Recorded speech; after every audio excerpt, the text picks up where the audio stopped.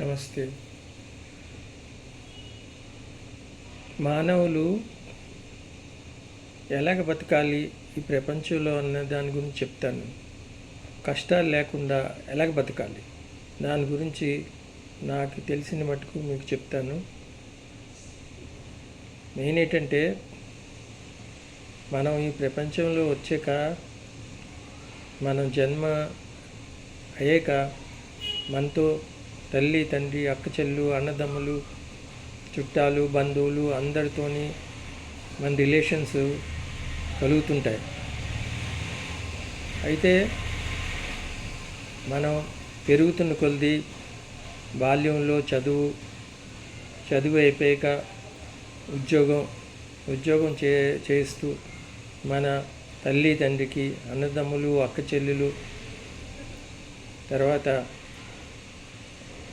మనకి వివాహం జరిగాక మన భార్య పిల్లలకి ఎలాగ చూడాలి అన్నది దాని గురించి మనకు చాలా మటుకు తెలియాలి.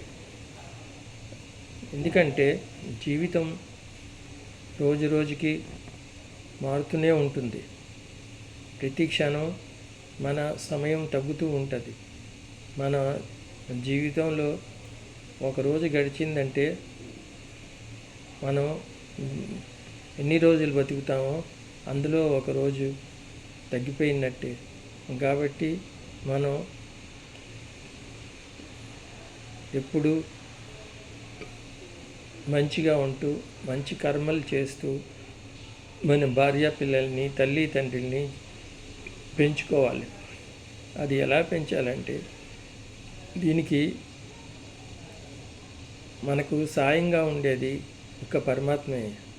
మనం ఎప్పుడైతే అంతా అతని మీద వదిలి మన కర్మలు మనం చేస్తామో అప్పుడు మన భార్యాపిల్లలకి మంచిగా చూసుకోగలం.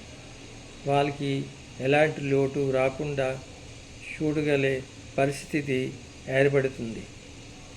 దానికి కారణం ఆ పరమాత్మే. అయితే దీనికి అంతటి కారణం మన పరివారంలో ఎవరైతే మెయిన్ ఉంటారో, తండ్రి కానీ, తల్లి కానీ, పిల్లలు కానీ, ఎవరు మన ఫ్యామిలీకి మెయిన్ ఉంటారో అతను మన ఫ్యామిలీకి నడిపించే బాధ్యత ఎవరి మీద ఉంటుందో అతను ఎప్పుడు ఎల్లవేళలా ఆ పరమాత్మ యందు భారం ఉంచి కర్మలు చేస్తూ ఉండవలను. అది మంచి కర్మలు చేయవలను.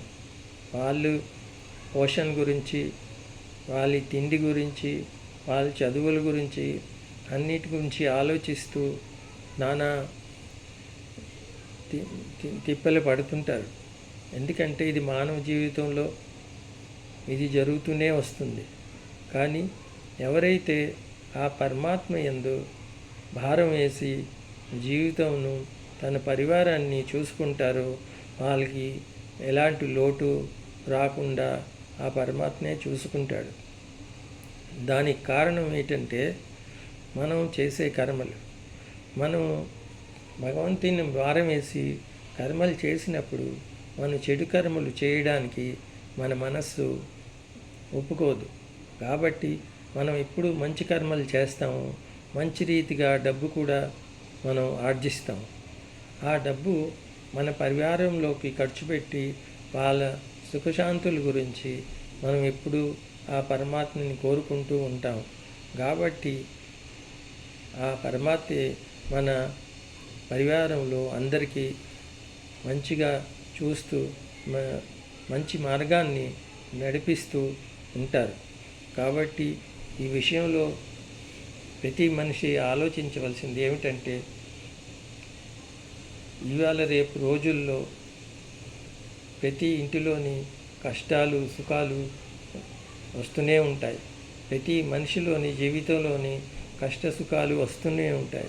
కానీ ఆ కష్టాలకి, సుఖాలకి దాటుకొని మనం ఈ ప్రపంచాన్ని, మన పరివారాన్ని చూసుకుంటూ బయటపడవలసి వస్తుంది. దానికి మెయిన్ ఆధారం ఆ పరమాత్మ. అతను మీద ఆధారపడి మనం చూసుకుంటే తప్పకుండా ఒడ్డుకి మనం చేరుకోగలం. ఎందుకంటే మన పిల్లల భవిష్యత్తు మన పెద్దవాళ్ళ మీదే ఉంటుంది. వీలైన మట్టుకు మన పిల్లలకి చిన్నప్పటి నుంచి మంచి మార్గము, మంచి మాటలు నేర్పవలసి ఉంటుంది. అది చాలా మటుకు వాళ్ళ మీద ప్రభావం పడుతుంది. అందుగురించి ప్రతి మనిషి తన పిల్లలకు ఎప్పుడు మంచి త్రోవలో నడిపిస్తూ మంచి మాటలు చెప్తూ ఉంటే వాళ్ళకి వాళ్ళ హృదయంలోని మంచి కార్యములు చేయాలని ఉంటుంది. కాబట్టి ప్రతి మనిషి తన పిల్లలకి మంచి మార్గంలో నడిపే బాధ్యత ప్రతి తల్లిదండ్రి మీద ఉన్నది. కాబట్టి అది కేవలం భగవంతుని మీద ఆధారపడి భగవంతుని చేయి పట్టుకొని మనం నడుస్తూ ఉంటే మనం ఈ మాయా ప్రపంచంలో నుంచి బయటపడగలం. కాబట్టి ప్రతి వారు ఇది తెలుసుకోవాలి. అందుగురించి దీనికి కారణం మన కష్టార్జితమే మన పిల్లలకి మనకి కాపాడుతుంది. అందుకే ఎప్పుడు మన పిల్లల్ని పెంచడానికి మనం చేసే ఉద్యోగంలో ఎప్పుడు తప్పుడు ఆర్జన చేయకుండా ఉండాలి. మనకి కష్టపడి వచ్చిన దాంతోనే మనం ఇల్లు గడుపుకోవాలి, దాని మీదే ఆధారపడి ఉండాలి. అంతేగాని వేరుగా ఎవరి దగ్గర డబ్బులు దోచి ధనం దోచి ఇవన్నీ చేస్తే దాని ప్రభావం మన పరివారం మీద ఇవాళ కాకపోతే రేపైనా తప్పక పడుతుంది. దానికి దుఃఖము మనం కానీ మన పిల్లలు కానీ అనుభవించవలసి వస్తుంది. కాబట్టి ఎందుకంటే పరమాత్మ మనలోనే ఉన్నారు. ఆత్మరూపంలో మనం చేసే ప్రతి పనిని అతను గమనిస్తే ఉంటారు. కాబట్టి అతనికి చీకటి వెలుగు వంటి ఏముండదు.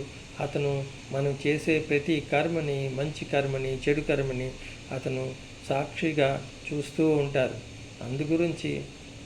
దీని గురించి మీరు ఆలోచించి మంచి కర్మలు చెయ్యండి.